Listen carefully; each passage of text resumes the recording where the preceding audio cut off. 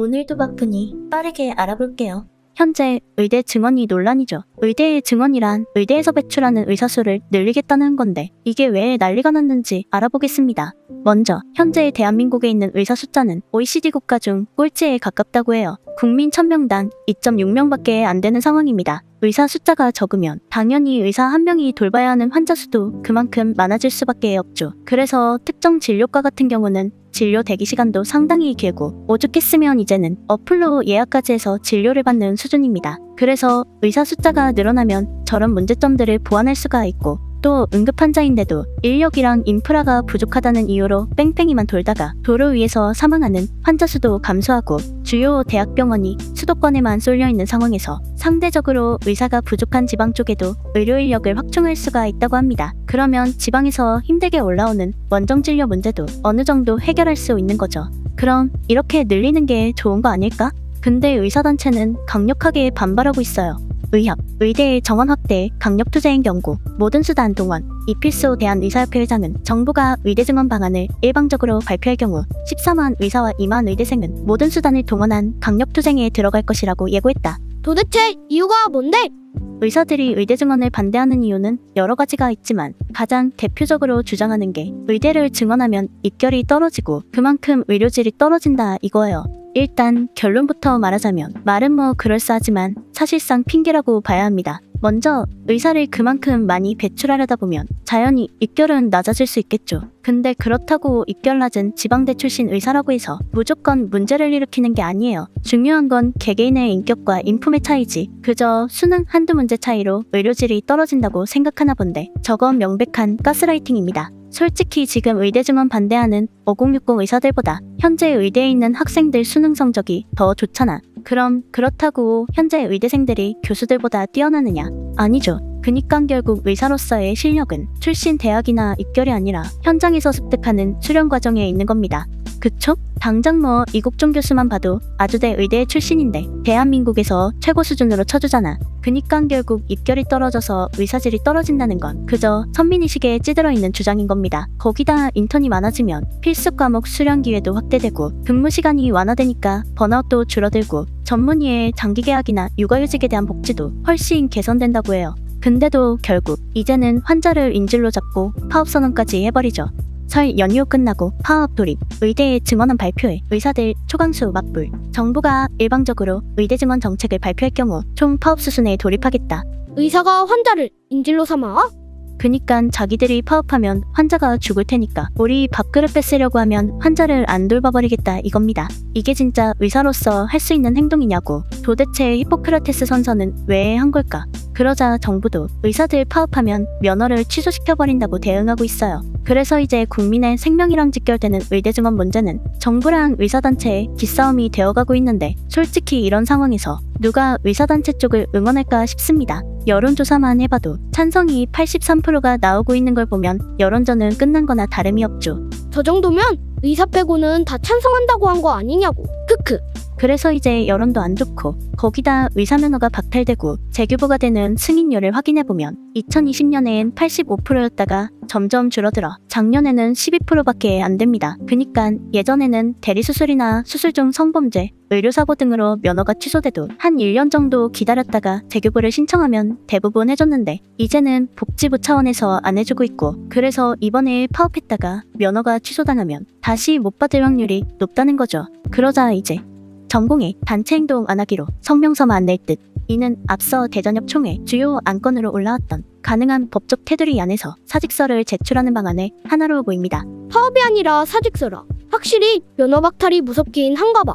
그러자 이걸 본 법조계 쪽에선 법조계 정부 전공의 사직서만 내도 면허 취소 가능. 대외적으로 진료 중단 의사를 표시하면 업무 개시명령 대상이다. 사직서 제출도 정당한 사유가 없다고 해석해 업무 개시명령을 할 수 있다고 했다. 사직서 제출에 앞서 그 의향을 밝힌 경우도 마찬가지다.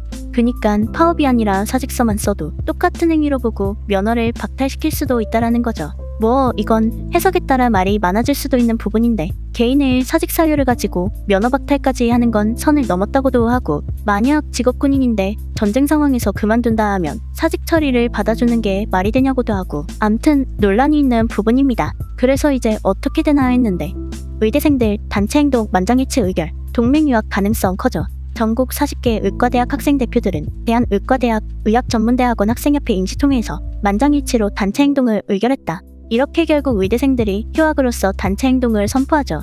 의대생들은 지난 2022년 의료계의 총파업 당시에도 동맹유학, 의사곡시 거부 등을 통해 정부의 의대 정원 증원을 막아낸 바 있다. 의대생들이 대거 휴학할 경우 다음 해부터 수련병원 인턴 수급 차질이 불가피해 병원 진료가 파행을 겪을 수밖에 없다. 그니까 예전에도 이런 식으로 해왔던 이력이 있다는 거죠. 실제로 보면 1955년부터 총 9번에 걸쳐 의사단체가 정부랑 맞서 싸워왔는데 그 결과 의사 쪽에 유리한 내용들은 받아들여졌지만 의사 쪽에 불리한 각종 법률안들은 전부 부결되거나 폐기됐죠. 결과적으로 사실상 구전전승이라는 거예요. 그리고 저렇게 파업만 하면 원하는 대로 이루어진다는 현행감을 맛봐왔기 때문에 연휴가 끝나자 진짜로 이제 면허 취소돼도 상관없다. 한국에서 더 이상 의사로 일하고 싶지 않다. 전공의 단체회장, 수련 포기하고 응급실 떠날 것, 사직서 제출 예정.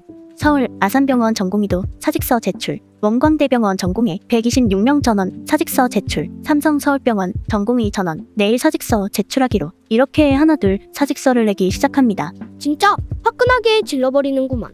근데 또 보면 복지차관, 전공의 사직 실제 이뤄진 곳 없어. 그니까 사직서를 낸다고 해서 바로 수리되는 게 아니라 그 사직 처리가 안 받아들여지고 있다는 거죠. 뭐야? 그럼 사직서를 내봤자 처리가 안 되면 별 의미도 없다는 거잖아.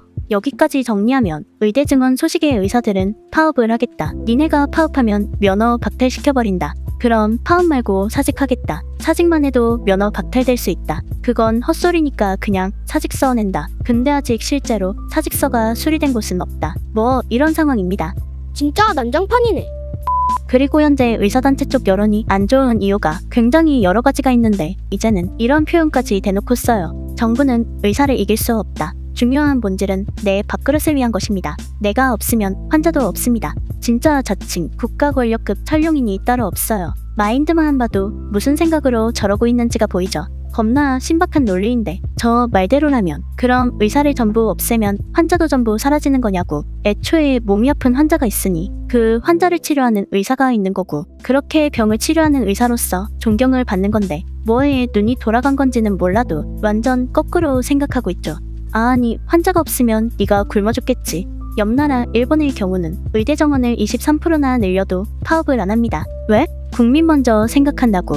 의대에 정원이 늘면 의사가 많아지니까 근무지가 없어져서 생활이 좀 곤란해지지 않을까라는 불안감이 있었어요. 그런데 의사 부족 관련 마이너스적인 부분의 과제가 매우 크다는 인식도 있어서 의사회나 의사들이 크게 반대하거나 막 들고 일어나는 상황은 없었습니다. 의사회는 지역 의료와 환자를 지키는 것이 사명이라고 느끼고 있었기 때문에 스트라이크 이런 거는 없던 것으로 알고 있습니다.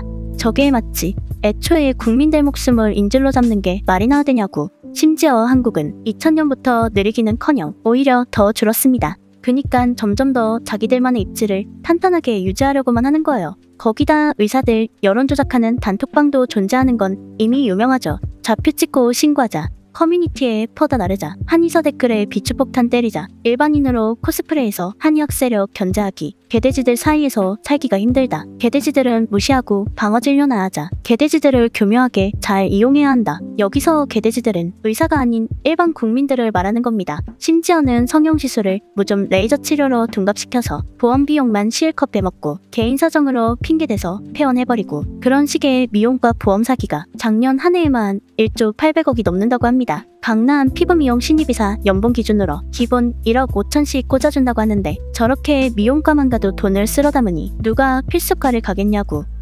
뭐 단순히 의대 증원만이 답이 아니고 의료수가를 조정해야 한다든지 미용과 말고 필수과를 가게끔 조정하는 정책도 필요하다는 말도 있습니다. 물론 저것도 어느 정도는 맞는 말이겠죠. 근데 현재 의사 숫자가 부족한 건 변하지 않는 사실입니다. 그리고 분명 한쪽의 분위기를 보면 합리적인 선을 넘어서 이제는 무지성으로 의사 카르텔을 깨부시는 것만 목적으로 얘기하는 부분도 없지는 않아요. 그런 부분을 보면 의사들 입장에서도 나름 빡칠 수도 있을 거라고 봅니다. 근데 워낙 의사 본인들이 쌓아놓은 게 많은지라 지금은 그 업보청산을 당하고 있는 것 같습니다.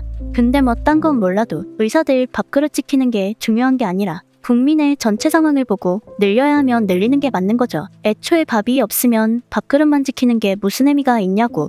암튼 뭐 오늘은 의대 증원에 대한 논란을 정리해봤는데 뭐 내용도 많고 입장도 가지각색이고 그래서 대략적인 흐름만 얘기해봤습니다. 그래서 오늘의 남길 한마디. 지금 제일 애타는 건 병원에서 치료받고 있는 환자들이 아닐까.